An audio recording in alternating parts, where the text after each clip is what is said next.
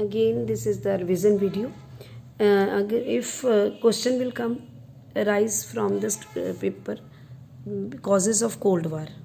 So let me introduce about the causes of Cold War. First, again, we are talking about here USA and USSR. Both are the hostile group, USA and USSR.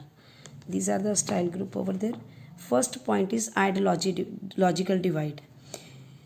Which is the ideology over there? Asia's ideology, America's ideology, capitalist, and USSR's ideology, communist. Clear?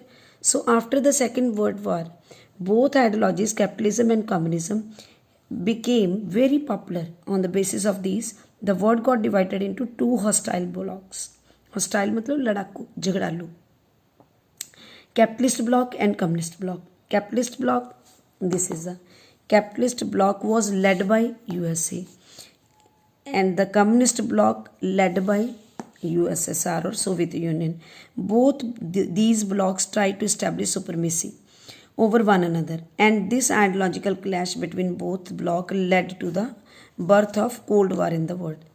ਇਹ ਦੋਨਾਂ ਦੀ ideology ਦਾ main clash ਸੀ, ਆਪਸ ਵਿੱਚ conflict ਸੀ, ਜਿਸ ਵਜ੍ਹਾ ਕਰਕੇ ਪੂਰਾ ਸੰਸਾਰ ਜਿਹੜਾ ਦੋ ਬਲੌਕਸ ਦੇ ਵਿੱਚ ਬਣ ਚੁੱਕਿਆ ਸੀ, ਤਾਂ ਕੋਲਡ ਵਾਰ ਨੂੰ ਜਨਮ ਦਿੱਤਾ ਇਹਨਾਂ ਨੇ. ਠੀਕ ਹੈ, this is the first cause. Second is use of atom bomb by America. I think everybody come to know about this happening, this event you can say, regarding Japan, Hiroshima and Nagasaki, right? So with the purpose to weaken the growing power of Japan in August 1945, क्योंकि Japan काफ़ी powerful हो चुका था, काफ़ी grow हो रहा था, उसको वीक करने के लिए USA had dropped a nuclear bomb on Hiroshima and Nagasaki. America ने हिरोशिमा ते नागासाकी ते दो बम सिट थे, two important cities of Japan, without leaking any information of two Soviet Union. बिना किसी information दे leak होया, which was an ally of USA. Some scholar were of the opinion, कुछ scholar the opinion C, that by throwing nuclear bomb on the twin cities of Japan, USA wanted to send a message to entire world, including Soviet Union, that it was the only superpower in the world.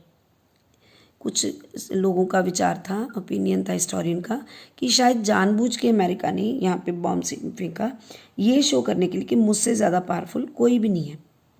So Soviet had also acquired nuclear capability and had posed a challenge to USA. उन्होंने भी सोचा, Soviet union ने भी, मैनू चाहिए कि मैं भी ये कैपेबिलिटी इनक्रीज करा ताकि USA जो चैलेंज कर सका. Is that clear? Next is Churchill's Fulton speech. Churchill Fulton कौन था? ये प्राइम मिनिस्टर था USSR का. So in 1946 British prime minister Winston Churchill had cautioned the capitalist state of growing menace of communism. In his Fluton speech, he said that in the Eastern Europe, Soviet Union had created an Iron Curtain and had made prophecy about their future. So next is Truman Doctrine. Who was Truman? Truman Doctrine, we are talking about that in 1947. He was the President of America. So here let me discuss about the Truman Doctrine. In 1947, American President Truman had said that USA should stand by countries who were opposed the repression. अब वो कह रहे थे कि हम सब capitalist लोग communist के खिलाफ खड़े हो जाते हैं. So in fact the object of Truman's doctrine, उसका ऑब्जेक्ट क्या था टर्मन डॉक्ट्राइन का? Was to contain the growing influence of communism in the world. वो चाहता था कि इनके एरिया की तरफ वो अपना इन्फ्लुएंस ग्रो करे, जो इनके अंडर आने वाली कंट्रीज हैं उनको अपने कब्जे में कर लें. Is that clear? To complete that purpose क्या किया फिर उसने? इस वजह से उसने अमेरिकन सेनेट को, so complete this purpose President Truman had also asked American senate to approve some of $400 million to given the Greece and Turkey. Greece and Turkey इनके ही मेंबर थे, तो इसने अपने मतलब सेनेट से $400 million अप्रूव करवा के उनको हेल्प कर दी. Both these countries were facing onslaught of Soviet Union. Is it clear? After that he made Marshall plan. Truman ने फिर मार्शल प्लान बनाया 1947 में।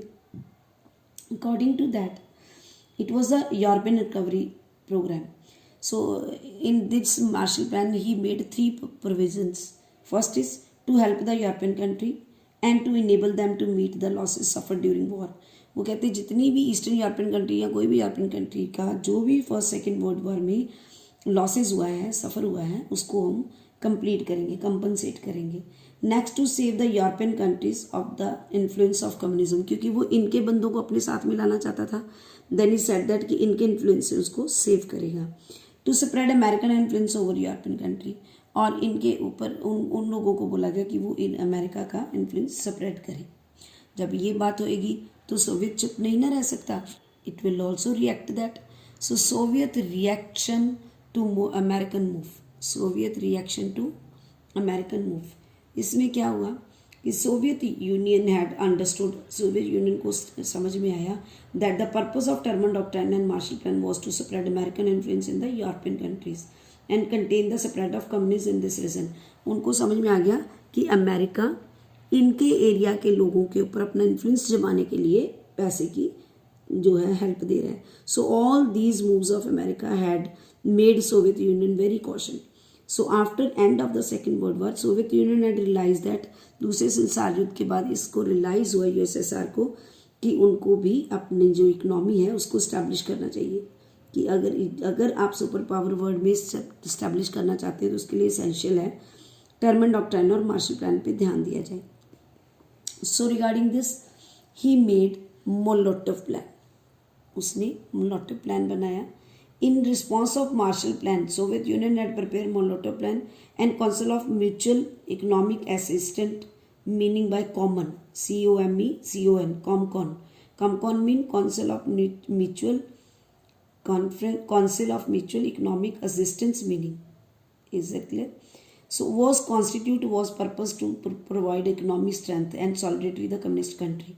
इसके पीछे उसका पर्पस क्या था कि अपना इन्फ्लुएंस लोगों के ऊपर स्प्रेड रखे और मनी जो है उनको दे सके, एड दे सके। सो कंक्लूड करते हैं कि so as a result of activities done by both Soviet Union and America from 1945 to 47 increased mutual mistrust fear between the both countries. Is that clear?